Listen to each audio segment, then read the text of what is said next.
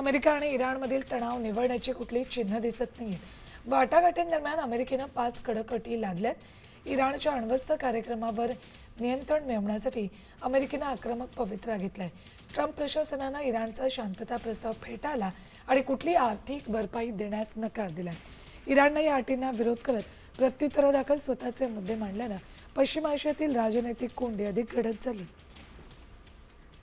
अमेरिकेने इराणवर कुठल्या अटी लादल्यात बघा। धोरणात्मक निर्णयांमुळे झालेल्या नुकसानीसाठी इराणला कुठलीही भरपाई मिळणार नाही।